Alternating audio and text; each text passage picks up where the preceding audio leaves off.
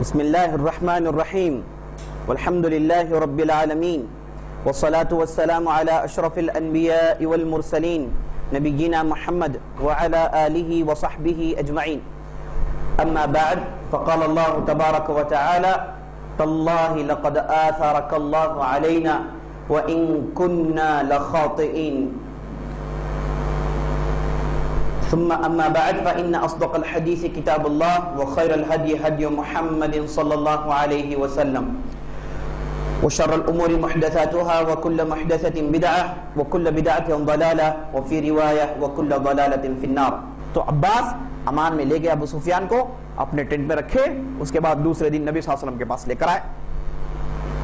نبی صلی اللہ علیہ وسلم ابو سفیان کو بٹھا دیتے ہیں. بٹھانے کے بعد ابو سفیان سے گفتگو شروع کرتے ہیں. کہتے ہیں کہ ابو سفیان اب تک تمہارا عقل ٹھکانے نہیں آیا؟ اتنا سب دیکھنے کے بعد کیا کچھ نہیں ہوا؟ کیا کیا واقعات پیش نہیں آئے؟ ہم نے کیسے کیسے اسلام نہیں سنایا تم کو؟ ہماری حقانیت اب تک سمجھ میں نہیں آئی کہ اللہ تعالیٰ نے اب تک تمہارے دل کو نہیں کھولا؟ اب تک تمہارا دل نرم نہیں پڑا؟ اتنے واقعات تم نے دیکھ لیے. تم نے بدر دیکھ لیا، تم نے احد دیکھ لیا، تم نے احزاب دیکھ لیا، تم نے خیبر دیکھ لیا، عمر قضا دیکھ لیے. ڈھیر سارے واقعات تمہارے نظروں کے سامنے گزر گئے اور تم لا محالہ جانتے ہو کہ اللہ نے ہمیں جیت دی. اگر اللہ کی مدد نہ ہوتی تو اتنا بڑا کارنامہ ہم ہرگز نہیں کر سکتے. اور تم جانتے ہو ہماری تعداد چھوٹی تھی.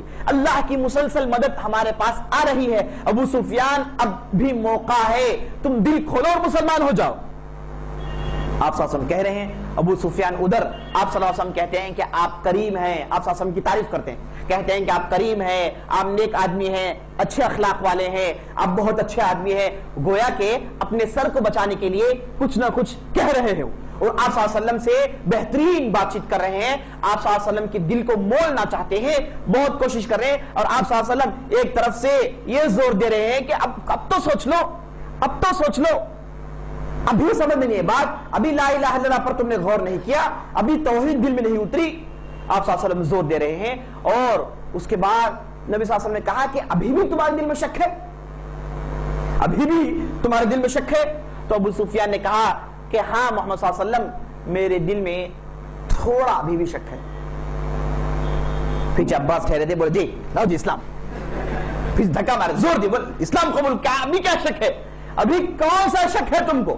اسلام قبول کر لو ورنہ سر مار دیں گے. ادھر سے اٹھے، اسلام قبول کر، باہر لوگ کھڑے ہیں، سر مار دیا جائے گا. عزت سے اسلام قبول کر لو. ابھی کتنے دن ہو گئے اتنا سب کچھ. تو ابو سفیان عباس کا زور دیکھے، اس کے بعد بولا اشہد ان لا الہ الا اللہ واشہد ان محمد رسول اللہ. اگرچہ کہ اسلام میں یہ بہت تکلیف سے داخل ہوئے، لیکن اس کے بعد کی زندگی اللہ اکبر، اس کے بعد کی زندگی اللہ اکبر. اس کے بعد بہترین مومن ثابت ہوئے، اس کے بعد بہترین کارنامے انجام دیے. حنین کے موقع پر، طائف کے موقع پر بہترین کارنامے انجام دیے. اور اس کے بعد ان کے بیٹے جن کا نام معاویہ تھا، جو آگے چل کے بہت بڑے خلیفہ بنے، ان کے لیے تو آپ صلی اللہ علیہ وسلم نے دعا کی. یہ خاندان والوں کے لیے آپ صلی اللہ علیہ وسلم نے خاص دعا کی. تو میرے دوستو، اس موقع پر آپ دیکھ رہے ہیں عمر بن خطاب قتل کرنا چاہ رہے ہیں. طرفداری کون کر رہے ہیں؟ عباس. عباس کون ہے؟ آپ صلی اللہ علیہ وسلم کے خاندان کے ہیں. اور شیعہ جو آپ صلی اللہ علیہ وسلم کے خاندان والوں سے محبت رکھتے ہیں، اہل البیت کہتے ہیں، عباس اہل البیت کے اہم فرد ہیں. وہ ابو سفیان جو ان کی نظر میں بدترین دشمن ہے. ابو سفیان معاویہ رضی اللہ عنہ کے والد، ان کے نظر میں معاویہ اور ان کے والد سب کافر ہیں. تو عباس اہل البیت والے ابو سفیان کی طرفداری، اور عمر بن خطاب طرفداری نہیں کر رہے. اب ان کے پاس گنگا الٹی بہ رہی ہے، ان کے پاس گنگا الٹی بہ رہی. ان کے پاس یہ ہے کہ نہیں اہل البیت کے اور دوسرے لوگوں کے درمیان لڑائی رہی. ابو سفیان اور عباس ان کے خاندان والوں کے درمیان لڑائی رہی، ہمیشہ کی لڑائی، جاہلیت کی لڑائی، جو اسلام کے بعد بھی لڑ رہے تھے. ایسی ویسی بہکی باتیں کرتے جس کی میرے دوستوں بنیاد نہیں. اب دیکھ رہے ہیں، پہلے علی نے نرمی اختیار کی، اس کے بعد عباس رضی اللہ عنہ، تو وہ بنیادی وجہ تھے ابو سفیان اسلام میں داخل ہونے کے لیے. کیا اہل البیت اور ابو سفیان کے خاندان بنو امیہ کے ساتھ اختلافات تھے؟ لڑائی تھی. لڑائی ہوتی تو وہ خود مار دیتے، اگر لڑائی ہوتی تو عباس قتل کر دیتے. لیکن ایسا نہیں ہوا. غصہ دکھانے والے عمر بن خطاب تھے، کافر کہتے ہیں، جن کو گالی دینا، ان کے حق میں کلام کرنا، ان کو بدترین شخص ثابت کرنا ان کے دین کا اہم حصہ ہے میرے دوستوں. تو اسے معلوم ہوا کہ یہ لوگ من گھڑ باتیں سناتے ہیں، بے بنیاد باتیں سناتے ہیں، بغیر کسی دلیل کی باتیں سناتے ہیں. ان کا دین بغض، عداوت، دشمنی، لڑائی، جھگڑا، خون کے علاوہ کوئی اور چیز نہیں ہے. اللہ محفوظ رکھے ہم اور آپ کو. تاریخ میں اجتہاد کرنے والے پہلے افراد ہیں. تاریخ میں اجتہاد نہیں ہے. اجتہاد جو ہے، جو مسائل پیش آتے ہیں اس میں فتویٰ نکالنے کو کہتے ہیں اجتہاد. یہ لوگ ایسے ہیں جو تاریخ میں اجتہاد کرتے ہیں. کیا ہے یہ واقعہ پیش آیا، یہ واقعہ جو ہے پیش آیا لیکن ہمارے نظر میں صحیح نہیں کیونکہ یہ ہمارے عقیدے کے خلاف ہے، یہ لوگ کینسل کر دیتے ہیں. تاریخ کے واقعات کو آپ کینسل کیسے کر سکتے ہیں؟ یہ لوگ پہلے افراد ہیں دنیا میں جو عقل کے خلاف جا کے تاریخ میں اجتہاد کیے اور کہتے ہیں کہ یہ واقعہ ہم جو ہے مانیں گے نہیں. تمہیں مانو نہیں مانو ہوا نا جی، کیا کرتے ہیں جی، ہو گیا نا، واقعہ ہوا ہے، کیا کریں، ہاں ہم نہیں مانیں گے. یہی لوگ ایسی ہی من گھڑ باتیں ہیں، ایسے ہی من گھڑ باتیں جو اہل البیت کے دعویٰ ہے میرے دوستو، لیکن بے دینداری عام کرنا ہے. دعویٰ اہل البیت کا ہے اور ان کے علماء خاص طور پر ان کے عوام کو گمراہ کرنے کے لیے اڑے ہوئے ہیں. اس لیے اہل علم کہتے ہیں کہ علماء میں جو دعویٰ کرتے ہیں، علماء میں جو لوگوں گمراہ کرتے ہیں ان کو البتہ کافر کر سکتے ہیں، لیکن جو عوام ہیں ان کو تو کافر نہیں کہنا چاہیے، وہ تو جاہل ہے، وہ تو جاہل ہے. بہرحال ابو سفیان مسلمان ہو جاتے ہیں. اب اس واقعے کے بعد رضی اللہ عنہ کہنے کے مستحق ہو جاتے ہیں. اس واقعے کے بعد اب جب بھی ابو سفیان کا نام سنے تو ساتھ رضی اللہ عنہ کہیے، کیونکہ وہ بھی مسلمان ہو گئے تھے. اس کے بعد میرے دوستو آپ صلی اللہ علیہ وسلم نے عباس سے کہا کہ عباس ابو سفیان کو لے کر جاؤ، اس ٹیلی پر چڑھ جاؤ. بولے کہ کل صبح یہاں سے ہمارا لشکر گزرے گا، اتنی بڑی جو تعداد ہے پوری تعداد گزرے گی، اس پر ٹھہر کر ہمارے لشکر کو دکھاؤ. چونکہ ابو سفیان نے کیا کہا تھا، ابھی شک ہے، ابھی ہے نا مضبوطی آئی نہیں، دیکھ لیں لشکر، دیکھ لیں لشکر کی کتنی بڑی تعداد مسلمان ہو چکی ہے. یہ تعداد دیکھنے کے باوجود شک ہے، چلو اس شک کو رفع کرو. یہ کہہ کہ عباس سے کہا کہ لے کر چلو پہاڑ میں. تو عباس دوسرے دن ابو سفیان کو لے کر پہاڑ میں چڑھ گئے اور گردن پکڑ کے دکھا رہے تھے، دیکھو لشکر جا رہی ہے. فلاں قبیلے والے گئے تو ابو سفیان نے کہا کہ کون سے قبیلے والے ہیں؟ عباس رضی اللہ عنہ نے کہا کہ یہ فلاں قبیلے والے ہیں. ابو سفیان نے کہا یہ قبیلے والوں سے مجھے کیا تعلق؟ اس کے بعد دوسرا قبیلہ گیا، سب کے پاس مشالیں ہیں، سب کے پاس تلواریں ہیں، سب کے پاس جھنڈے ہیں، اعلان. اس کے بعد دوسرا قبیلہ گیا، تیسرا قبیلہ گیا، اور ابو سفیان پوچھتے جا رہے ہیں، عباس جواب دیتے جا رہے ہیں، ساتھ ساتھ ابو سفیان یہ کہتے جا رہے ہیں کہ مجھ سے یہ قبیلے والوں سے کیا تعلق. یہاں تک کہ نبی صلی اللہ علیہ وسلم مہاجرین انصار کے دائروں کے بیچ میں ہیں. مہاجر انصار آپ صلی اللہ علیہ وسلم کو گھیرے ہوئے ہیں اور آپ صلی اللہ علیہ وسلم بیچ میں ہیں، اور آپ صلی اللہ علیہ وسلم اس وقت مغفر نامی ایک ہیلمٹ پہنے ہوئے تھے، اور اس کے بعد سر میں امامہ آپ صلی اللہ علیہ وسلم کالا باندھے تھے، لباس تقریباً کالا تھا، اور آپ صلی اللہ علیہ وسلم اس حالت میں صحابہ کے ساتھ نکل کر جا رہے تھے. تو ابو سفیان دیکھ رہے تھے، ششدر ہو کر دیکھ رہے ہیں، ان کے آنکھیں نکل گئی. عباس نے کہا دیکھ لیا، یہ ہے محمد جسے تم لوگوں نے نکالا، یہ ہے محمد. جب نکلا تو اکیلا نکلا، لیکن واپس دیکھیے 10,000 کی تعداد لے کر آ رہا ہے. جیت تمہاری ان کی ہے، تمہارے بتوں کی جیت ہوئی یا پھر توحید کی جیت ہوئی، تمہارے لات عزا کی جیت ہوئی یا پھر یہ وحدہ لا شریک لہ کی جیت ہوئی. تو ابو سفیان اس کے بعد یہ کہا کہ ان لوگوں سے ہمارا مقابلہ ممکن نہیں ہے، ہمارے لات عزا سے ان کا اللہ بہتر ہے، ہمارے دین سے ان کا دین بہتر ہے. جو شک دل میں تھا وہ تقریباً جاتا رہا. میرے دوست ایک واقعہ پیش آیا، جب لشکر جاتا رہا تو لشکر میں ایک صحابی تھے جن کا نام سعد بن عبادہ، انصاری صحابی تھے. وہ جیسے ابو سفیان کو دیکھے تو یہ کہنے لگے الیوم یوم الملحمہ، یہ کہنے لگے الیوم یوم الملحمہ. ابو سفیان کو دیکھ کر انہوں نے کہا آج کا دن خون بہانے کا دن ہے. گویا کہ ابو سفیان کو دھمکی دے رہے ہیں رضی اللہ عنہ، کہہ رہے ہیں سعد بن عبادہ الیوم یوم الملحمہ، آج خون بہانے کا دن ہے. تو یہ بات ابو سفیان کے دل میں اتر گئی، اور ساتھ عباس تھے ان کو بھی غصہ آیا. فوراً نبی صلی اللہ علیہ وسلم تک بات پہنچا دی گئی، اے اللہ کے رسول آپ نے امان کا دعویٰ کیا ہے، آپ لوگوں کو معاف کرنے کا دعویٰ کیے ہیں، یہ کیا ہے، یہ نعرہ کچھ عجیب و غریب ہے. تو آپ صلی اللہ علیہ وسلم فوراً کہتے ہیں صحابہ سے کہ سعد بن عبادہ کے پاس سے جھنڈا لے لو، لے کر ان کے بیٹے قیس بن سعد کو دے دو. جھنڈا بدل دیتے ہیں کیونکہ سعد بن عبادہ نے گرمی کا اظہار کیا، گرم جوشی کا اظہار کیا، خون بہانے کا اظہار کیا، جبکہ آپ صلی اللہ علیہ وسلم معاف کرنے کے موڈ میں ہیں، سب کی مغفرت کرنا چاہتے ہیں، یہ ذہن میں لے کے آپ صلی اللہ علیہ وسلم داخل ہو رہے ہیں. اس وقت یہ بات صحیح نہیں تھی, اس لیے آپ صلی اللہ علیہ وسلم نے جھنڈا لے لیا, لے کر ان کے بیٹے قیس کو دے دیا. اس کے بعد ابو سفیان بڑی تیزی سے مکہ میں داخل ہوئے. داخل ہو کے لوگوں کو جمع کیے, جمع کر کے بولے کہ دیکھو 10,000 سے زیادہ لوگ ہیں, بہت بڑا لشکر ہے, ہم لوگ مقابلہ تو کیا سوچ بھی نہیں سکتے, ان گنت تعداد ہے, بہتر یہ ہے کہ خاموشی اختیار کر دو اور اس کے بعد تلوار ڈال دو. اور جب ابو سفیان مسلمان ہوئے, عباس نے آپ صلی اللہ علیہ وسلم سے کہا تھا رضی اللہ عنہ اجمعین کہ ابو سفیان عزت والے ہیں, اپنے قبیلے کے سردار ہیں, اے اللہ کے رسول آپ ان کے لیے کوئی اعزاز دیجئے, کوئی اسپیشل چیز دیجئے. تو آپ صلی اللہ علیہ وسلم نے کہا جو بھی ابو سفیان کے گھر میں داخل ہو گئے ان کے لیے امان ہے. تو ابو سفیان جب پہنچے مکہ والوں سے کہا کہ اے مکہ والوں چلو میرے گھر میں داخل ہو جاؤ, چلو میرے گھر میں داخل ہو جاؤ, بہتر ہے کہ امان چاہ لو, اب تلوار اٹھانے کی سوچو مت, کاٹ کر رکھ دیے جاؤ گے, ممکن نہیں, یہ تصور بھی نہیں کر سکتے. جب ابو سفیان نے کہہ رہے تھے تو ان کی بیوی ہندہ بنت عتبہ, جس نے حمزہ رضی اللہ عنہ کا کلیجہ جب وہ آیا تھا, وہ آ کر, جو ابو سفیان کی بیوی تھی, وہ آ کر ابو سفیان کو گالی دیتی ہیں, کہتی ہیں کہ دبلے پتلے آدمی, تیرے اندر اتنی ہمت نہیں مقابلہ کرنے کی. تو ابو سفیان نے کہا کہ اس عورت کی بات ہرگز مت سنو, اس عورت کی بات ہرگز مت سنو, سنو گے تو برباد ہو جاؤ گے, ہے نا, اس کی بات چھوڑو, جاؤ جا کے میرے گھر میں داخل ہو جاؤ, جا کر چھپ جاؤ. قریش کے لوگ بڑی آسانی سے ماننے والے نہیں تھے, انہوں نے بعض لوگوں کو جمع کیا, بڑے بڑے افراد کو جمع کیا, جمع کر کے کہا کہ جاؤ خندمہ ایک علاقہ ہے وہاں جمع ہو جاؤ, وہاں سے مسلمانوں پر حملہ کرو. یہ کہہ کے ایک چھوٹی ٹولی ادھر جمع ہو گئی, اس میں صفوان بن امیہ, اکرمہ بن ابی جہل, دوسرے مشرکین تھے جو اب تک مسلمان نہیں ہوئے تھے, وہ لوگ جا کے خندمہ میں جمع ہو گئے, انتظار کر رہے ہیں کہ مسلمان آئیں گے تو ان پر حملہ کریں گے.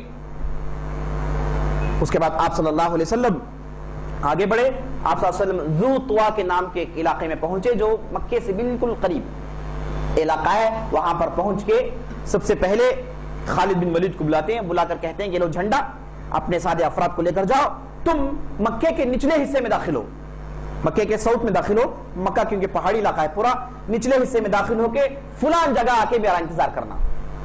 جھنڈا دے کے بعض لوگوں کو بھیج دیے, اتفاقاً سے جہاں خندمہ میں مشرکین جمع ہوئے ہیں وہ ان کے راستے میں پڑتا ہے, اتفاقاً. اس کے بعد آپ صلی اللہ علیہ وسلم زبیر بن عوام کو بلائے, بلا کر بولے کہ تم مکے کے بالائی علاقے سے داخل ہو, یہ لو جھنڈا, تم مجھ سے اس علاقے پر ملاقات کرنا. اس کے بعد ابو عبیدہ کو بلاتے ہیں, بلا کر کہتے ہیں کہ دیکھو یہ لشکر کی ذمہ داری تمہارے پاس ہے, لشکر کی ذمہ داری, تم لشکر کو دیکھو گے, میں نے لوگوں کو جمع کر دیا. اب نبی صلی اللہ علیہ وسلم لشکر کی قیادت نہیں کر رہے, نبی صلی اللہ علیہ وسلم صرف رہیں گے, کام کرنے کے لیے لوگ تیار ہو گئے. لشکر کی قیادت ہے, مکے میں داخل ہونا ہے, لوگ تیار ہو گئے. اب یہ خاموشی سے مکے میں داخل ہو رہے ہیں, اور میرے دوستو تاریخی واقعہ ہے, ایسا واقعہ آسمان نے کبھی بھی نہیں دیکھا, آسمان کے لوگوں نے کبھی بھی ایسا ایک واقعہ نہیں دیکھا. نبی اپنے ساتھ لوگوں کو لے کر آ رہا ہے, کائنات کا آخری نبی, نبی و آخری زمان, ایسا نبی جسے مکہ والوں نے دھتکارا, جن مکہ والوں نے انہیں دھکے دے کے مکے سے نکلنے پر مجبور کیا, اور جب نکلنا چاہ رہے تھے, چاہتے تھے کہ انہیں قتل کر دے. یہ پورے قبائل والے جمع ہوئے تھے, گھر کے سامنے ٹھہرے تھے, تلواروں کو سوچ کر ٹھہرے تھے.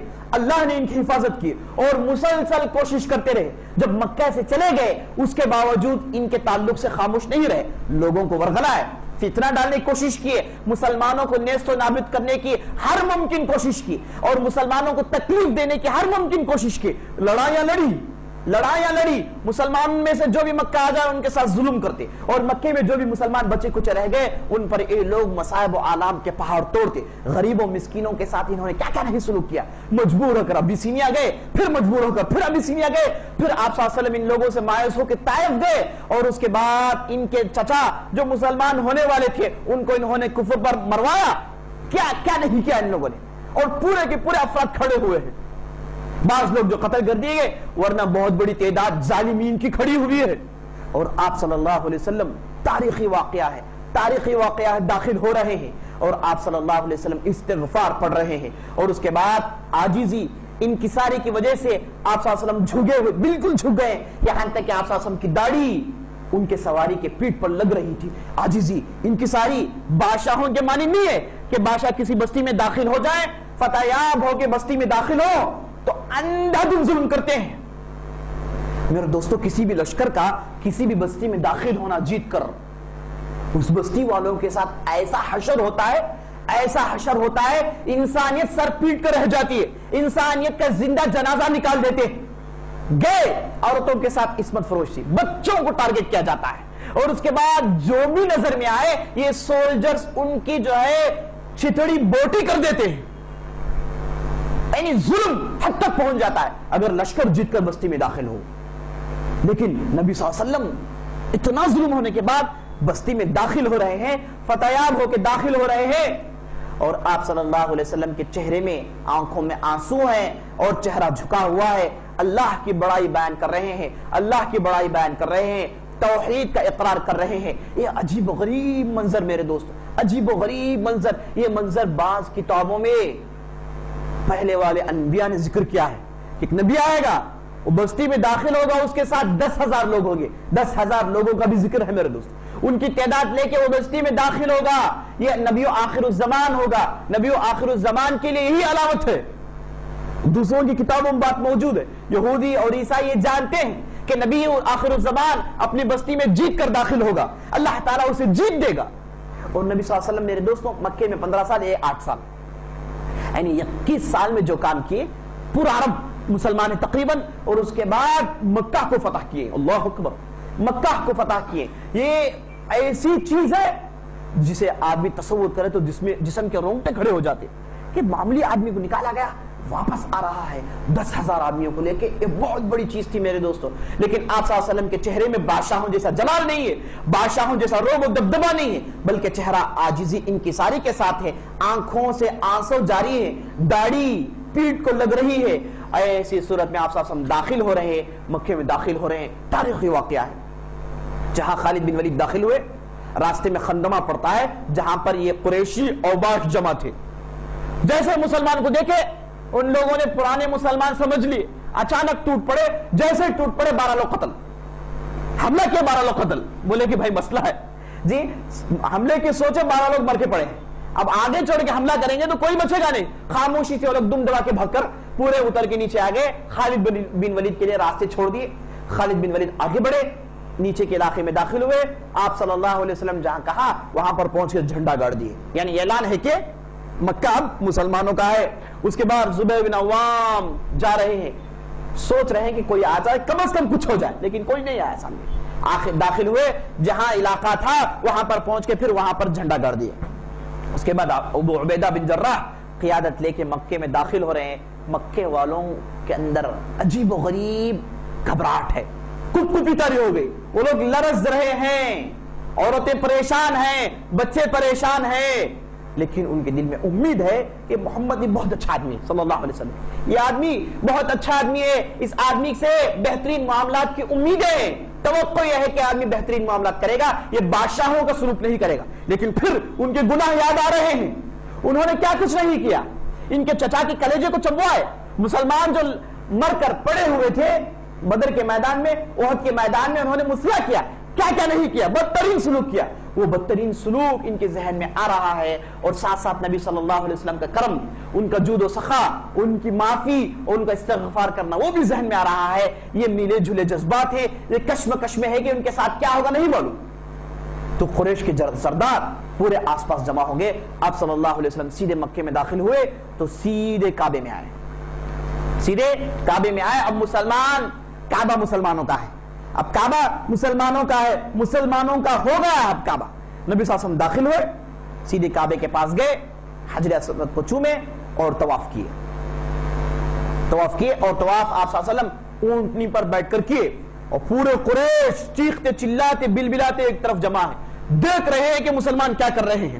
اور نبی صلی اللہ علیہ وسلم طواف کرتے ہیں، طواف کرنے کے بعد کہتے ہیں کہ دروازہ کھولا جائے، اب آرڈر ہے، آتے ہیں دروازہ کھولتے، نبی صلی اللہ علیہ وسلم اندر جاتے ہیں اور زبان میں آیت پڑھ رہے ہیں، جاء الحق وزهق الباطل ان الباطل كان زهوقا، حق آ گیا، اب باطل جاتا رہا، بلا شبہ حق آنے کے بعد باطل کو جانے کے علاوہ کوئی چارہ نہیں ہے، یہ کہے، اور کعبے کے اندر داخل ہوئے، دیکھ رہے ہیں کہ مشرکین نے کعبے کو کیا بنا دیا، یہ توحید کے اڈے کو، یہ توحید کے مرکز کو مشرکین نے شرک کا اڈا بنا رکھا ہے، ادھر تصویریں ہیں، ابراہیم علیہ السلام کی تصویریں ہیں، ادھر اسماعیل کی تصویریں ہیں، کبوتر کی شکل میں انہوں نے بت بنا رکھے ہیں، انگنت بت کعبے کے اندر جوڑ رکھے ہیں۔ آپ صلی اللہ علیہ وسلم توڑتے ہیں، اپنے ہاتھوں سے بتوں کو توڑتے جاتے ہیں۔ جب تصویر کے پاس پہنچے بولے کہ خدا کی قسم، یہ جو انبیاء ہیں انہوں نے توحید کی دعوت دی، یہ لوگ توحید پر بلائے، انہوں نے کبھی بھی تصویر بنانے کا حکم نہیں دیا، لوگوں اس تصویر کو مٹا دو۔ آگے بڑھے، لوگوں نے تصویر کو مٹا دیا۔ اس طریقے سے خانہ کعبہ کو انہوں نے شرک اور بتوں سے پاک کیا۔ پاک کرنے کے بعد آپ صلی اللہ علیہ وسلم کے ساتھ بلال ہیں کعبے میں اور دوسرے صحابہ ہیں، آپ صلی اللہ علیہ وسلم ان کے موجودگی میں کعبے میں نماز پڑھتے ہیں۔ کعبے کے اندر 6 ستون تھے، 2 ستون کے درمیان ٹھہر کے آپ صلی اللہ علیہ وسلم نماز پڑھتے ہیں۔ نماز پڑھنے کے بعد دروازے کے پاس آتے ہیں۔ جب آپ صلی اللہ علیہ وسلم دروازے میں داخل ہوئے، اندر جا کے دروازہ بند کر چکے تھے، نماز پڑھنے کے بعد دروازہ کھولتے ہیں تو پورے کے پورے قریش سامنے جمع ہیں۔ تصور کیجئے منظر، پورے کے پورے قریش جمع ہے۔ اب وہ لوگ دیکھ رہے ہیں کہ کعبہ ان کا چلا گیا، کعبے میں ان کا کوئی ڈومینیشن نہیں ہے۔ اب وہ ہستی آ گئی ہے جو کعبے کے صحیح مستحق ہے، وہ ہستی کھڑی ہوئی ہے جو اصل میں کعبے کی طرفداری اور کعبے کی ولایت کرنے کے لائق ہے۔ آپ صلی اللہ علیہ وسلم دروازہ کھولتے اور چوکٹ میں ہاتھ ایسے پکڑ کے کھڑے ہو جاتے ہیں، کھڑے ہو کے تاریخی تقریر سناتے ہیں، اللہ کی تعریف بیان کرتے ہیں، اس کے بعد توحید پیش کرتے ہیں، کہتے ہیں کہ لوگوں جان لو اللہ کے علاوہ کوئی معبود برحق نہیں، لوگ جان لو کہ لا الہ الا اللہ کا کلمہ ہے جس کے لیے جیت ہے۔ اس کے بعد آپ صلی اللہ علیہ وسلم دعا کی، کہے کہ اللہ کے لیے تمام تعریفیں ہیں جس نے اس کے بندے کو جیت دی، جس نے تمام جھٹوں کو مجبور کر دیا، اللہ کے لیے تعریف ہے جس نے مجھے جیت دی، اللہ کی تعریف کیے۔ اور اس کے بعد کہے کہ جاہلیت کے پورے رسوم، جاہلیت کے پورے رسوم، پورے رواج میرے قدموں تلے ہیں، میں انہیں میرے قدموں تلے ڈال کے رونتا ہوں۔ آج کے بعد جاہلیت نہیں ہے، آج کے بعد توحید کا بول بالا ہے۔ اس کے بعد آپ صلی اللہ علیہ وسلم کہتے ہیں کہ اے لوگوں جان لو کہ اللہ تعالیٰ نے یہ باپ دادا پر فخر، قریش چونکہ سامنے کھڑے، باپ دادا پر فخر ان کے خون میں ہے، قبائل پر فخر ان کے خون میں، تو آپ صلی اللہ علیہ وسلم اور قرآن کی آیت پڑھتے ہیں اِنَّا جَعَلْنَاكُمْ شُعُوبًا وَقَبَائِلَ لِتَعْرَفُوا إِنَّ أَكْرَمَكُمْ عِنْدَ اللَّهِ أَتْقَاكُمْ يَا أَيُّهَا النَّاسُ إِنَّا خَلَقْنَاكُم مِّن ذَكَرٍ وَأُنثَىٰ وَجَعَلْنَاكُمْ شُعُوبًا وَقَبَائِلَ لِتَعْرَفُوا إِنَّ أَكْرَمَكُمْ عِنْدَ اللَّهِ أَتْقَاكُمْ۔ اے لوگو، اللہ تعالیٰ کہتا ہے اے لوگو ہم نے تمام لوگوں کو ایک مرد اور ایک عورت سے بنایا ہے، میں نے تمام لوگوں کو، ساری کائنات کو ایک مرد اور ایک عورت سے بنایا ہے، اور اس کے بعد تمہارے درمیان نیشنز ہم نے بنائے، تمہارے درمیان قبائل ہم نے بنائے۔ قبائل اس وجہ سے نہیں بنائے کہ فلاں قبیلہ دوسرے قبیلے پر فخر کرے، فلاں قبیلہ دوسرے قبیلے کو حقیر سمجھے، فلاں لوگ دوسرے لوگ کو بدترین سمجھے، ذلیل سمجھے، ہم نے اس کے لیے نہیں بنایا ہے۔ ہم نے قبائل کا سسٹم اس وجہ سے بنایا ہے تاکہ آپس میں لوگ پہچان لیں، قبیلہ معلوم ہو تو لوگ پہچان لیں گے۔ آپ کہاں کے ہیں بھائی، وہ سب نہیں بھائی بولے تو وہ لوگ غصہ کر لیں گے، بولو جی کہاں کے معلوم ہونا، جب تک آپ کہاں کے نہیں معلوم ہے تو لوگ بات نہیں کریں گے آپ سے۔ آپ کی پہچان، آپ کہاں سے ہیں، آپ کا نام، آپ کے والد کا نام، آپ کس علاقے کے ہیں، کس قبیلے کے ہیں، یہ پہچان ہے، یہ آئیڈینٹیفیکیشن کارڈ ہے، اس کے بغیر بات نہیں چلے گی، اس کے بغیر لوگ پہچانیں گے نہیں۔ پہچاننے کے لیے ہم نے قبائل بنائے، تکبری کے لیے نہیں۔ اس کے بعد اللہ تعالیٰ کہتا ہے ان اکرمکم عند اللہ اتقاکم، اے لوگوں جان لو قریش ہونا، بنو ہاشم کے ہونا، بنو امیہ کے ہونا، فلاں قبیلے کے ہونا یہ فخر کا باعث نہیں ہے، اس سے عزت بڑھتی نہیں ہے۔ یاد رکھ لو اللہ کی نظر میں سب سے عزت والا، سب سے زیادہ بڑائی، سب سے زیادہ عزت اور کرامت اس آدمی کے ہے جس کے دل میں تقوی سب سے زیادہ ہے۔ یہ تقوی یہی ترازو ہے، یہ تقوی یہی میٹر ہے، اس کے ذریعے سے آدمی کی عزت آپ ناپ سکیں، آدمی کی عزت کو آپ تول سکیں۔ عزت کی بنیاد تقوی پر ہے، اللہ تعالیٰ صریح سناتا ہے۔ تو آپ صلی اللہ علیہ وسلم قریش کو سنا رہے ہیں، اور جانتے ہیں آپ صلی اللہ علیہ وسلم کہ قریش کے پاس دادا آبا و اجداد پر فخر، باپ دادا پر فخر قریش کا اہم حصہ ہے، زندگی کا حصہ ہے۔ جہاں کہیں بھی لڑنے جاتے سب سے پہلے اپنا فخر سناتے ہیں، کہتے ہیں کہ ہم قریش ہیں، ہم فلاں ہیں، ہم فلاں ہیں، اس کے بعد لڑائی شروع کرتے ہیں۔ جہاں کہیں بھی گئے لوگ ان کی عزت کرتے ہیں، ان کے اخلاق کو دیکھ کر نہیں، ان کے معاملات کو دیکھ کر نہیں، لوگ ان سے اچھا سلوک کرتے ہیں تو صرف اس بنیاد سے کہ لوگ قریش ہیں۔ باپ دادا کے اجداد وہ آبا کے پیچھے پڑھ کر انہوں نے جو فخر بنا لیا تھا، اس فخر کے باعث لوگ ان کی عزت کرتے ہیں، اخلاق دیکھ کر نہیں۔ تو آپ صلی اللہ علیہ وسلم جاہلیت کے رسوم کی عمارتوں کے بنیادوں کو ہلا رہے ہیں، بلکہ مار کے مسمار کر رہے ہیں، بیکار کر کے اڑا رہے ہیں۔ اس کے بعد آپ صلی اللہ علیہ وسلم تقریر ختم کرتے، اتنے میں نماز کا وقت ہو جاتا ہے. آپ صلی اللہ علیہ وسلم کہتے ہیں کہ بلال چڑھو، چڑھ کر اذان سناؤ. اب تمہاری آواز مکے کی وادیاں سنیں گی، مکے کی وادیوں میں تمہاری آواز گونجے گی. اب سب سے پہلے بہت دنوں کے بعد ہزاروں سال کے بعد اب مکے کی وادیاں توحید کا گانا سنے گی، توحید کا ترانہ سننے والی ہے. اے بلال چڑھو اذان سنائیں. تو بلال کعبے کے اوپر چڑھ جاتے ہیں، چڑھ کر اذان دیتے ہیں تو دو مشرکین بے تاب ہو جاتے ہیں. ایک کا نام عتاب بن اسید، دوسرے کا نام حارث بن ہشام.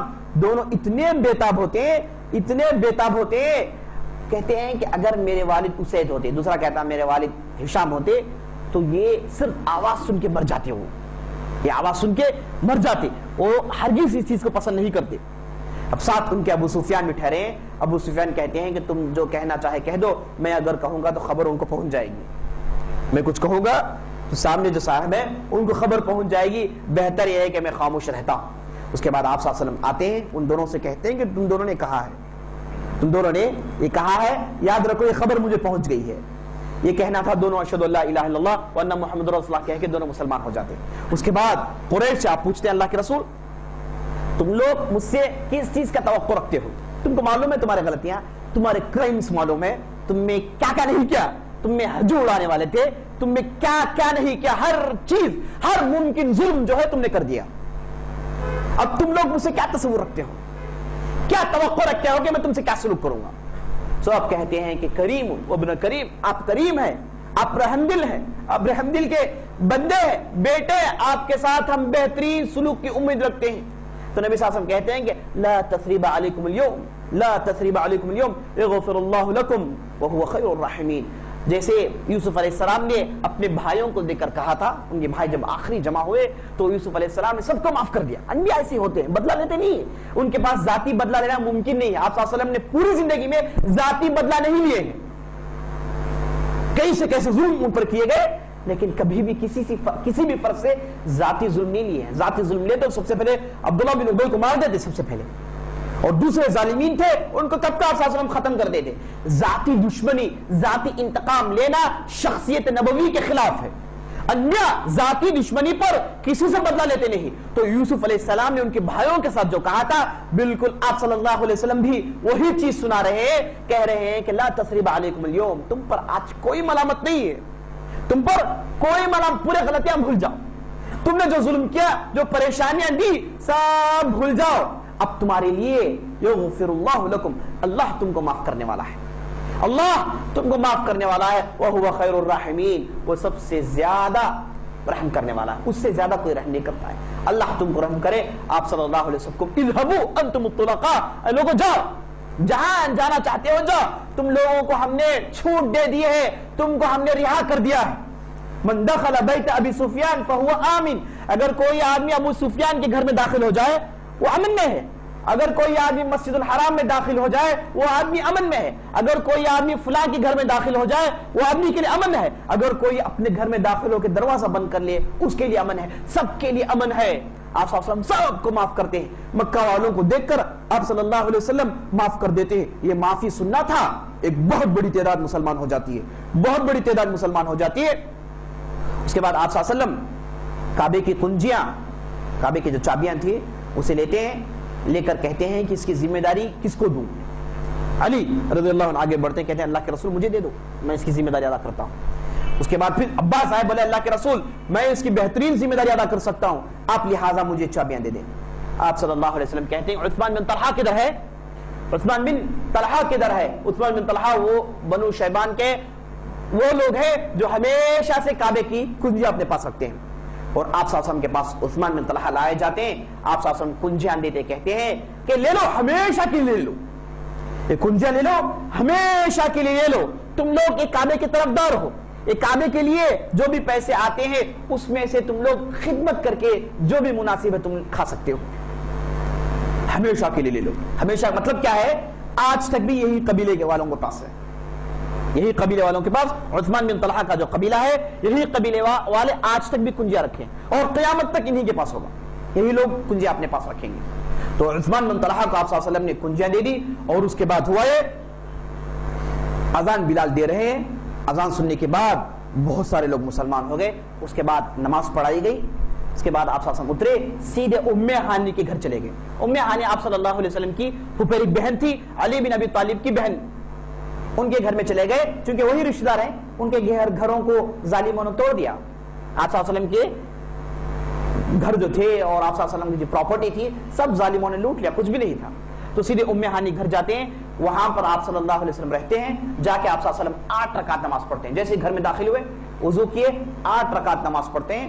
بعض لوگوں نے کہا کہ 8 رکعت نماز شکرانے کے طور پر آپ صلی اللہ علیہ وسلم پڑھا، بعض لوگوں نے کہا کہ نہیں، چاشت کی نماز آپ صلی اللہ علیہ وسلم پڑھی، جو چاشت کی نماز پڑھی جاتی ہے وہ نماز آپ صلی اللہ علیہ وسلم نے پڑھی ہے، انہی کے گھر میں رہے۔ اب ان کے گھر میں ام ہانی کی 2 بھائی ہیں اور علی بن ابی طالب کے 2 بھائی ہیں جو مسلمان نہیں ہوئے، کافر تھے، ان کے گھر میں چھپے ہوئے ہیں۔ علی بن ابی طالب سیدھے تلوار لے کے گھس رہے ہیں، ان کی بہن نے روک لیا ان کو، اس کے بعد جا کے بولی اللہ کے رسول دیکھو علی میرے 2 بھائی قتل کرنے کے لیے آ رہے ہیں۔ نبی صلی اللہ علیہ وسلم نے کہا کہ ام ہانی کے گھر میں جو داخل ہو گیا اس کے لیے امن، ام ہانی گھر میں جو داخل ہو گیا اس کے لیے امن، آپ صلی اللہ علیہ وسلم اس دن سب کو معاف کر رہے تھے۔ اس کے بعد 4 ایسے افراد تھے جن کے تعلق سے نبی صلی اللہ علیہ وسلم نے کہا کہ یہ لوگ اگر کعبے کے ستاروں کو پکڑ کر بھی لٹک جائیں، کعبے کے ستاروں کو پکڑ کے بھی لٹک جائیں، ان کو قتل کر دیا جائے۔ 4 افراد کو قتل کر دیا جاتا ہے، اس میں ابن مختل، ابن اخطل، مقیس اور دوسرے لوگ۔ اس کے بعد صفوان بن امیہ کا اسلام قبول کرنا، یہ عجیب و غریب واقعہ ہے۔ آپ جانتے ہیں صفوان بن امیہ اور عمر الجموحی دونوں جمع ہو کے کعبے میں بات کیے، عمر گئے قتل کرنے کے لیے لیکن مسلمان ہو گئے، پھر مکہ واپس آئے، داعی کے حیثیت سے دعوت کا کام کر رہے تھے۔ یہ جو صفوان بن امیہ تھا جو عمر کو جانتا تھا، دونوں میں تعلقات تھے، لیکن جب مسلمان داخل ہوئے صفوان بن امیہ بھاگ کے جدہ چلا گیا، وہاں سے یمن جانے کے پروگرامز تھے اسے۔ عمر الجمحی آئے، آ کر اللہ کے رسول سے اللہ کے رسول صفوان میرا پرانا دوست ہے، اگر آپ امانت دے دیں تو میں صفوان کو آپ کے پاس لے کر آ جاتا۔ نبی صلی اللہ علیہ وسلم نے کہا کہ جاؤ عمر، تم جسے بھی لاؤ گے ہم امان دیں گے۔ وہ دوڑتے جا کے صفوان کشتی میں چڑھ جاتا ہے، عمر پہنچ جاتے ہیں، پہنچ کر کہتے ہیں کہ تو میں تمہارے لیے امان دیتا ہوں، کہاں جا رہے ہو چلو۔ بولتے ہیں کہ نہیں میرے گناہ بہت ہے، میں نے کیا کچھ نہیں کیا۔ بولتے ہیں کہ نہیں آج معاملہ کچھ اور ہے، آج صرف معافی ہے، تم جو بھی کہو گے معاف کرنے کے لیے تیار ہیں، آپ خون کے لیے مت ڈرو، اب آج کے بعد تمہارے لیے عزت ہے، چلو اسلام قبول کر لو۔ صفوان کو پکڑ کے کھینچ کر لاتے ہیں عمر الجمحی اور نبی صلی اللہ علیہ وسلم کے پاس آتے ہیں، نبی صلی اللہ علیہ وسلم صفوان کے اسلام کو قبول کرتے ہیں اور اس کے بعد صفوان کو چھوڑ دیتے ہیں۔ ایک دوسرا آدمی تھا جس کا نام فضالہ، آپ صلی اللہ علیہ وسلم جب طواف کر رہے تھے قتل کرنے کے نیت سے، وہ آپ صلی اللہ علیہ وسلم کے قریب سے گزرا، آپ صلی اللہ علیہ وسلم کا ہاتھ پکڑ لیا، ہاتھ پکڑ کے بولے قتل کی نیت سے آئے ہو نا؟ بولے قتل کی نیت سے آئے ہو؟ وہ آدمی اشہد اللہ الہ الا اللہ وان محمد رسول اللہ، کوئی اور دوسری بات نہیں، فوراً اس نے اسلام قبول کر لیا۔ اس کے بعد آپ صلی اللہ علیہ وسلم دوسرے دن کھڑے، دوسرے دن ٹھہر کے ایک بہت بہترین خطبہ سنائے جس میں اہم باتیں سنائی، کہے کہ اے لوگو جان لو کہ مکے کی زمین حرمت والی زمین ہے، یہاں پر خون بہانا حرام ہے، بڑے گناہوں میں سے شمار ہوگا، مکے کی زمین میں خون نہیں بہائیں گے آپ، ہرگز جائز نہیں ہے۔ اس کے بعد نبی صلی اللہ علیہ وسلم نے کہا اے لوگو اگر تم سے کہے کوئی یہ کہے کہ تمہارے نبی نے مکے میں خون بہایا ہے تو تم جواب میں کہہ دو کہ اللہ تعالیٰ نے تمہارے نبی کے لیے وہ چیز حلال کیا، تمہارے لیے وہ چیز حرام کیا ہے، اور تمہارے نبی کے لیے بھی خون بہانا صرف 1 گھنٹے کے لیے تھا، 1 پہر کے لیے تھا، اور اس گھنٹے میں نے خون بہایا۔ کس کا ذکر ہے؟ خندمہ میں جہاں خالد بن ولید نے قتل کیا اس کا ذکر کر رہے ہیں، اور اس کے بعد جن لوگوں کو قتل کیا گیا تھا ان کا ذکر کر رہے ہیں، کہہ رہے ہیں کہ صرف 1 پہر کے لیے اللہ نے مجھے حلال قرار دیا، اس کے بعد اسے حرام قرار دیا ہے، اب قیامت تک یہاں پر خون بہانا بڑا گناہ ہے۔ اس کے بعد آپ صلی اللہ علیہ وسلم نے کہا کہ یاد رکھ لو یہ زمین جو ہے بڑی حرمت والی زمین ہے۔ آپ صلی اللہ علیہ وسلم پہلا خطبہ دینے کے بعد ایک صحابی جن کا نام ابو اسید الخزاعی، ان کو بلاتے ہیں، بلا کر کہتے ہیں کہ لوگ جا کر حدود میں نشانیاں گڑ کر آ جاؤ، حرم کے حدود جو ہے جا کے اس کے حدود جو ہے گر گئے ہیں، قریش نے اہمیت نہیں دکھائی، تو آپ صلی اللہ علیہ وسلم نے کہا جاؤ جا کے کھمبے گڑ کر آ جاؤ تاکہ لوگوں کو معلوم ہو جائے کہ پورا علاقہ حدود حرم ہے۔ اور اس کے بعد دوسرے دن آپ صلی اللہ علیہ وسلم خطبہ سنا رہے ہیں جس میں میں بیان کر رہا ہوں، تو اس میں آپ صلی اللہ علیہ وسلم کہتے ہیں کہ یاد رکھو یہ زمین جو حرمت والی ہے اس میں کے پودے توڑنا حرام ہے، یہاں کے پودے توڑنا حرام ہے، یہاں کے جانوروں کو بھگانا حرام ہے، اگر کوئی جانور کسی جھاڑی تلے سایہ لے رہا ہے اسے بھگانا حرام ہے، کسی بھی جانور کو بھگانا حرام ہے. یہاں پر جو چیز گری ہوئی ہے اسے اٹھانا نہیں چاہیے. اگر کوئی اسے اٹھا لے تو زندگی بھر لوگوں سے پوچھتا رہے کہ یہ چیز کس کی ہے, یہ چیز کس کی ہے, زندگی بھر پوچھتا رہے. تو یہاں پر جو چیز گر گئی جسے لقطہ کہتے ہیں, کوئی آدمی لقطہ نہیں اٹھائے گا. یہاں کے جھاڑیوں کو کاٹا نہیں جائے گا, یہاں کے جانوروں کو بھگایا نہیں جائے گا. تو جب جھاڑیوں کی بات آئی, پودوں کی بات آئی, تو عباس اٹھ کر بولے اللہ کے رسول ایک پودا ہے جس کا نام اذخر ہے, ایک پودا ہے جس کا نام اذخر ہے, جسے ہم تکے میں ڈالتے ہیں اور وہ کبھی کبھار کھاتے بھی ہیں, اور اس سے بہترین دوائیں بھی نکلتی ہیں جو ہمارے بستی میں عام اگتی ہیں. اللہ کے رسول کیا اسے بھی آپ حرام قرار دے رہے ہیں؟ اللہ کے رسول آپ اسے حلال قرار دیجیے. آپ صاحب کہتے ہیں کہ ٹھیک ہے, اذخر کے علاوہ پورے پودے اسے آپ توڑیں گے نہیں, البتہ اذخر آپ توڑ سکتے ہیں. اس کے بعد آپ صلی اللہ علیہ وسلم یہ واقعات ہو رہے تھے, اتنے میں بنو خزاعہ والوں نے بنو لیث والوں کے فرد کو قتل کر دیا. تو آپ صلی اللہ علیہ وسلم نے کہا کہ اے لوگوں جان لو, قتل اگر کسی نے کیا, ناحق کیا, تو یاد رکھ لو قتل کے بدلے قصاص ہے, قتل کے بدلے قتل ہے. کسی نے کسی کو مارا ہے, اس کے بدلے ہم اس کو مار دیں گے. ہاں دوسرا آپشن یہ ہے کہ مقتول کے خاندان والوں کو قاتل کے خاندان والے کچھ دے کے, دیت دے کے انہیں خوش کر لے. ایک آپشن ہے, یہ آپشن آپ صاحب سناتے ہیں. تو ایک صحابی جن کا نام ابو شاہ تھا, ان کو یہ آپشن بہت پسند آتا ہے اور یہ تقریر بہت پسند آ گئی ان کو. بولے کہ اللہ کے رسول لکھ کر دیجئے, پوری تقریر آپ لکھ کر دے دیجئے, میں اپنے بستی والوں کی جا کے سناتا ہوں, بہترین تقریر ہے, آپ لکھ کر دے دیجئے, میں اسے ہارڈ ڈسک میں ڈال کے سیو کر لیتا ہوں. جی ابو شاہ کہتے ہیں, نبی صلی اللہ علیہ وسلم کہتے ہیں اکتبوا لی ابی شاہ, لوگو ابو شاہ کو پوری تقریر لکھ کے دے دو. اور وہ تقریر ان کو لکھ کے دے دیا گیا میرے دوست. اس کے بعد جب آپ صلی اللہ علیہ وسلم دوسرے دن مکہ پورا ان کا ہو گیا, تو ان کے ساتھ انصار بھی ہیں جو مکے والے نہیں ہیں, ان کے دل میں یہ اندیش آ گیا کہ نبی صلی اللہ علیہ وسلم کو یہ فخر, کعبے میں حکومت بن گئی. اب پورے کے پورے جب مسلمان ہو گئے, ان کے دل میں بات کھٹکنے لگی کہ کہیں نبی صلی اللہ علیہ وسلم مکے میں سیٹل نہ ہو جائے, کہیں نبی صلی اللہ علیہ وسلم مکے کے ہی ہو کر نہ رہ جائے. اور نبی صلی اللہ علیہ وسلم کے بہت سارے پروگرامز ہیں, اب یہ نظر آ رہا ہے کہ نبی صلی اللہ علیہ وسلم مکے کے ہو کر رہ جائیں گے. یہ باتیں چل رہی ہیں, آپ صلی اللہ علیہ وسلم کو خبر مل جاتی ہے. آپ صلی اللہ علیہ وسلم بلا کر پوچھتے ہیں کہ تم نے کیا کہا؟ انصار والے کہتے ہیں کہ کچھ بھی نہیں کہا. کہتے ہیں کہ بتاؤ کیا کہیں. زور دینے پر انہوں نے کہا کہ اللہ کے رسول ہم نے اس اندیشے کا اظہار کیا. نبی صلی اللہ علیہ وسلم کہتے ہیں یاد رکھ لو مرنا ہے تو تمہاری بستی میں مرنا ہے, میں نے مکہ چھوڑ دیا ہے, یاد رکھ لو میں تم کو کبھی بھی نہیں چھوڑوں گا, مروں گا تو تمہاری بستی مروں گا, میں تم میں سے ہوں تم مجھ میں سے ہو, میں تم میں سے ہوں تم مجھ میں سے ہو. یہ کہتے ہیں آپ صلی اللہ علیہ وسلم, انصار بہت خوش ہو جاتے ہیں. اس کے بعد آپ صلی اللہ علیہ وسلم آگے بڑھتے ہیں, صفا کی پہاڑی پر ٹھہر جاتے ہیں, بیعت کا سلسلہ شروع ہوتا ہے. مرد آ رہے ہیں, آپ صلی اللہ علیہ وسلم پہاڑی کے اوپر بڑھ گئے, نیچے عمر بن خطاب کھڑے ہوئے ہیں. مرد آ رہے ہیں, آپ صلی اللہ علیہ وسلم چند باتیں ان سے کہتے ہیں, اس کے بعد بیعت لیتے ہیں. عمر بن خطاب نبی صلی اللہ علیہ وسلم کی بات ان کو سناتے ہیں اور ان کے پاس بیعت لے کر دیتے ہیں. اس طریقے سے مردوں کے درمیان بیعت کا سلسلہ شروع ہوا.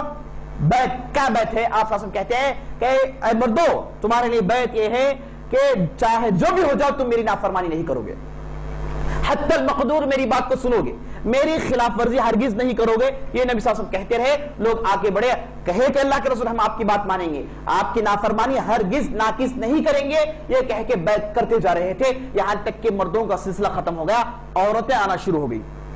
عورتیں آئیں, عمر بن خطاب کھڑے, آپ صلی اللہ علیہ وسلم کی بات سن رہے ہیں, سن کے سناتے جا رہے ہیں. تو عورتوں کے لیے آپ صلی اللہ علیہ وسلم نے جو وصیت کی, وہ وصیت یہ تھی کہ عورتوں کے لیے تم لوگ شرک نہیں کرو گے, تم لوگ شرک نہیں کرو گے. تو عورتوں نے کہا ہاں اللہ کے رسول ہم شرک نہیں کریں گے. اس کے بعد نبی صلی اللہ علیہ وسلم نے کہا کہ تم لوگ چوری نہیں کرو گے. عورتوں نے کہا کہ ہاں اللہ کے رسول ہم چوری نہیں کریں گے. اب یہ مجمع میں ہندا بھی آئی تھی, جس نے حمزہ رضی اللہ عنہ کی کلیجے کو چبوایا, انتہائی دشمنی دکھائی. وہ بھی آئی ہوئی تھی, مجبور ہے, اس کے علاوہ کوئی چارہ نہیں. وہ بھی آئی تھی, وہ آ کر بولی کہ اللہ کے رسول ابو سفیان بڑا ہی نکما آدمی ہے, ابو سفیان بڑے کنگال آدمی ہے, کھانے کے لیے خرچ کے لیے کوئی کچھ پیسہ دیتے نہیں ہے, شوہر ہے خرچ کے لیے کوئی پیسہ نہیں, بڑا ہی بخیل آدمی ہے. کیا ایسی صورت میں ان کے پیکٹ سے کوئی پیسے نکال لوں ضرورت کے تحت, کیا یہ چوری نہیں ہوگی؟ اس کی اجازت ہے اللہ کے رسول؟ نبی صلی اللہ علیہ وسلم ہنستے ہوئے کہتے ہیں کہ ہاں اس کی اجازت ہے, تم کھانے پینے کے لیے, تم تمہارے بچوں کے لیے جو بھی اٹھا لو بغیر اجازت کے, یہ چوری نہیں ہوگی. اس کے بعد آپ صلی اللہ علیہ وسلم کہتے ہیں کہ تم ہندا ہو, چونکہ وہ پردے میں تھی, بولتے ہیں وہ تم ہندا ہو؟ وہ کہتے ہیں کہ ہاں اللہ کے رسول, اللہ کے لیے آپ مجھے معاف کر دیجیے. کہتے ہیں کہ اللہ کے لیے آپ مجھے معاف کر دیجیے, میں معافی چاہنے کے لیے آپ کے پاس آئی ہوں, آپ مجھے معاف کر دیجیے. چونکہ وہ چرب زبان تھی، جو بھی اللہ کے رسول کہتے وہ بدلہ کہتی جا رہی تھی، جو بھی اللہ کے رسول صلی اللہ علیہ وسلم کہتے بدلے میں بھی کچھ کہتی جا رہی تھی۔ اس کے بعد آپ صلی اللہ علیہ وسلم نے کہا کہ عورتیں تم لوگ زنا نہیں کرو گی، تو ہندا نے کہا کہ رہا شدہ عورت زنا کرتی نہیں ہے، مکے میں رہا شدہ عورت یعنی جو غلام نہیں ہے وہ عورت زنا نہیں کرتی ہے، بدلہ جواب دے رہی۔ اس کے بعد ہوا یہ کہ نبی صلی اللہ علیہ وسلم نے کہا کہ عورتیں تم تمہارے بچوں کو قتل نہیں کرو گی، تم تمہارے بچوں کو قتل نہیں کرو گی۔ تو یہ ہندا غصہ گئے، ہندا نے کہا کہ ہاں ہم جنے کھلائیں پلائیں پالے پوسے اور آپ قتل کر دیتے ہیں، ہاں کھلائے پالے پوسے کپڑے سب کچھ کرے، آپ میدان میں قتل کر دیتے ہیں۔ کہا جاتا ہے کہ عمر بن خطاب جو کھڑے تھے اتنا ہنسے، گر گر کے ہنسے، ہنس ہنس کے زمین میں لیٹ گئے، ہنستے رہے ہندا کی بات سن کے، بہت ہنسے، کیونکہ وہ اس طریقے سے بتا رہی تھی کہ ہاں ہم جنے پالے پوسے اور آپ کے پاس بھیجے، آپ بڑے خوبی سے قتل کریں، آپ نے ہمارے بچوں کو قتل کر دیا، بہت سارے لوگوں کو قتل کر دیا۔ اور آپ صاحب بھی مسکرا دیے اور عمر بن خطاب چیخ چیخ کر ہنس رہے تھے۔ اس کے بعد بات آگے بڑھائے، آپ صاحب نے کہا کہ تم لوگ بہت بہتان باندھتی ہو، ہرگز بہتان نہیں باندھو گی اس کے بعد۔ انہوں نے کہا کہ اللہ کرے اس کے بعد بہتان نہیں باندھیں گے۔ ہندا نے کہا کہ ہم بہتان چھوڑ کر آپ کے پاس آئے ہیں۔ اس کے بعد آخری میں آپ صاحب نے کہا کہ تم لوگ میری نافرمانی نہیں کرو گے۔ ہندا نے کہا کہ آپ کی نافرمانی ہم اس کے بعد سوچیں گے بھی نہیں، یہ کہی۔ اس کے بعد وہ گھر گئی، جا کے اپنے گھر میں جو بت تھے اٹھا اٹھا کے پھوڑنے لگی اور یہ کہتی جا رہی تھی تم لوگوں نے اتنے سال ہم کو دھوکے میں رکھا ہے، تم لوگوں کے اندر کوئی طاقت نہیں ہے، اصل میں خدا ایک ہے، اس کی ایک کی عبادت کرنی چاہیے، یہ کہتی جا رہی ہے۔ گھر کے آس پاس جتنے بت ہیں سب کو توڑ دیتی ہے۔ اس کے بعد آپ صلی اللہ علیہ وسلم ایک آدمی کو مکے میں دوڑاتے ہیں، مکے کے وادیوں میں، اور وہ صاحب آتے ہیں تو یہ اعلان کرتے جا رہے ہیں اے لوگوں جو بھی اللہ پر ایمان رکھتا ہے، آخرت پر ایمان رکھتا ہے، اپنے گھر میں کسی بھی بت کو نہ چھوڑے، اپنی گلیوں میں سڑکوں میں نکڑوں میں جہاں کہیں بھی بت کو دیکھو توڑ دو، تم اپنے ہاتھوں سے توڑ دو۔ تو لوگ نکلے اپنے ہاتھوں سے بت توڑنے لگے۔ اللہ اکبر، تاریخی واقعہ ہے، پبلک اپنے لوگ مکے والے اپنے ہاتھوں سے بت توڑ رہے ہیں میرے دوستو۔ اس کے بعد آپ صلی اللہ علیہ وسلم نے بعض صحابہ کو دوڑائے، مکے میں جو خاص خاص بت تھے ان بتوں کے پاس لوگوں کو بھیجے اور ان بتوں کو بھی توڑ دیا گیا۔ اس طریقے سے چند دنوں میں مکے کو میرے دوستو بتوں سے صاف کر دیا گیا۔ آپ صلی اللہ علیہ وسلم تقریباً 19 دن تک مکے میں رہے اور 19 دن تک تقاریر سناتے رہے، لوگوں کو نصیحتیں کرتے رہے، بتوں کو توڑتے رہے، توحید کے بول کو بالا کرتے رہے۔ اور بھی واقعات ہیں، انشاءاللہ ہم کل کی مجلس میں ان واقعات کو ختم کریں گے۔ سبحان ربک رب العزت عما یصفون وسلام علی المرسلین والحمد للہ رب العالمین۔